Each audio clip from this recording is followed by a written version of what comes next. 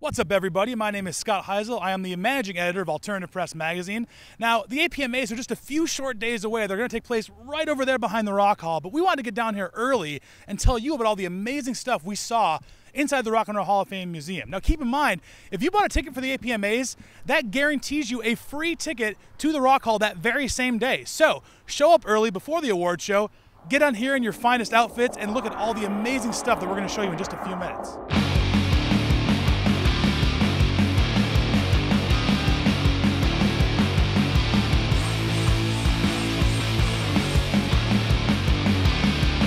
What a lot of people don't realize about the Rock and Roll Hall of Fame being in Cleveland is that there's a long history of rock and roll in Cleveland, and especially on top of that, punk rock. And this case really exemplifies that. We have some amazing artifacts here from such classic new wave and punk bands like Devo, the Dead Boys. We even have more modern stuff like Chimera, which is a Cleveland metal band, the Black Keys, who a lot of people know. They're in pretty much every car commercial on TV right now.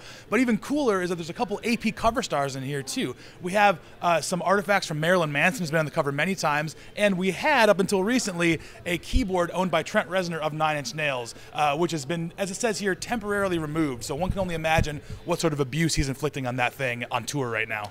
Now, if you're coming to the APMAs to see Billy Corgan accept his Vanguard Award, you have to come to the Rock Hall first, because there's some amazing Smashing Pumpkins memorabilia here. If you look in this case, you'll see not only the first Smashing Pumpkins demo tape from 1988, but you'll get the story that he delivered it to the Metro in Chicago, a very famous rock club, by hand, and then, what do you know, they actually got booked there. So it goes to show you, hounding booking agents and club owners actually works sometimes. In addition to that, there's a really sweet poster in here from the Pumpkins New Year's Eve show back in '91, which was a sold-out event well before they were a national success. There are few people in this world more punk rock than Iggy Pop. That's just fact. That's science. It's on the elemental table. All that stuff. It's true. Now, if you can come to the Rock Hall right now, you can see his own gloves that you might remember from the cover of the Classic Stooges album, Raw Power, where it's Iggy Pop slithering all around, which I'm not going to do in front of the camera because I'm not very good at it, covered in body glitter and just looking super creepy and lizardy and awesome. So if you want to see how hard a guy can go, Google Iggy Pop, YouTube Iggy Pop, or go see Iggy Pop live because he's still touring. But first, come to the Rock Hall and see these damn gloves. This next piece of memorabilia is very near and dear to my heart and AP's hearts. As you can see here, we have a selection of Fall Out Boy's sullied wardrobe from the Youngblood Chronicles, which is a music video series that we've been obsessed with in the AP office for the past year or so. What's really cool about this is that not only is this in the Rock and Roll Hall of Fame Museum right now, is that Fall Out Boy is going to be at the APMAs in just 10 or so days, depending on when you watch this, July 21st. So personally, I can't wait to see if Pete Wentz jumps off stage and breaks into this case to get his shoes back. So one of the great things about the Rock and Roll Hall of Fame is that it's not just about old-time musicians that your parents love. It's about a lot of new, hot, young, up-and-coming musicians that you might see on the cover of AP. For example, meet the Beatles. I believe they're a French metalcore band. I'm not 100%. Obviously, I'm just kidding. This is the Beatles. This is the kind of stuff that everyone loves. Your parents, your grandparents, and you, and your kids too. This is timeless stuff. Now, in this case, as I've been told, this is the largest collection of Beatles memorabilia in the world. The Rock Hall has it. And you can just see a portion of it on display right now, including John Lennon's own Rickenbacker guitar, which he played on The Ed Sullivan Show and at Shea Stadium in 1965, which you might remember as being this massive ordeal. It was a huge concert, big deal. It was filmed for, posterity. And even on the top of the guitar, the set list is still taped there 45, 50 years later. That's crazy to me. So you gotta come see this. Everyone's gotta see this. If you've been reading AP in the past year or so, you are well aware that the Seattle sound, for lack of a better phrase, is totally back in style right now. There's a lot of bands that are drawing huge influence right now from Nirvana and their ilk, such as Pearl Jam and Alice in Chains. There's a great collection of memorabilia here in this case. You have amazing Nirvana promotional material. You have an Alice in Chains set list and some dolls from a music video. You even have Soundgarden's first contract with Sub Pop Records for a whopping $3,000 advance. So I think that was probably money well spent on their end. Regardless, it's a pretty awesome collection of neat stuff, especially considering that Nirvana just went into the Rock and Roll Hall of Fame last year. They're one of the newest inductees. So who knows? You could be looking at the next inductee next year out of this case. Come check it out. As Anvil once opined, metal on metal, it's what I crave. And we have this amazing exhibit here full of some crucial metal and hard rock artifacts.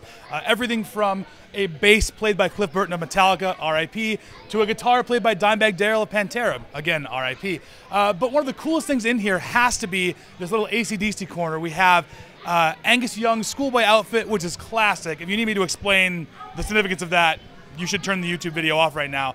But next to that, we have the original handwritten lyrics by Bon Scott for the song Highway to Hell, which again, you will not see anywhere else on the planet. You have to come here and worship at the altar of some of these rock gods. Now, at its heart, Alternative Press is a punk mag. We've always been that way for 28 years now, and so this case is very near and dear to my heart, as you can tell, you know, repping it. We have amazing stuff from The Clash, from the Sex Pistols. We have an incredible Ramones setup, which covers the entirety of the band's career. We have Johnny Ramone's guitar, which he played the entirety of the band, from 77 to 96. We have their final set list from their final show. It was, I believe, their 2,263rd show in a career. That's a few, it's a handful.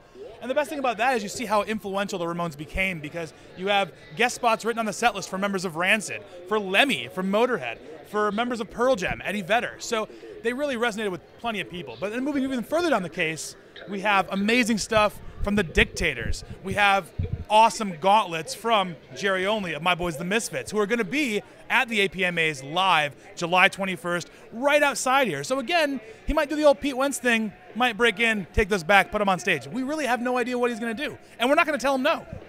One of the coolest things in the Rock Hall right now is there's an entire mini exhibit on the history of Joy Division and New Order, two very important bands of the English post-punk movement. You're probably all familiar with Joy Division due to their song Love Will Tear Us Apart, which is actually the last one they ever released, and probably their most well-known song. It was never actually on one of their albums. It was a standalone single, so there's a fun fact for you.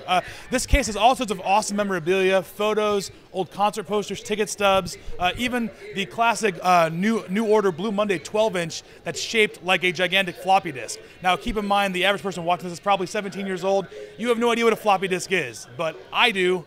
Now, of course, you can go to your local record store and buy the New Order records and the Joy Division records, but you can't see this stuff anywhere else. We have actual handwritten lyrics for Love Will Tear Us Apart and Blue Monday on display here at the Rock and Roll Hall of Fame and Museum.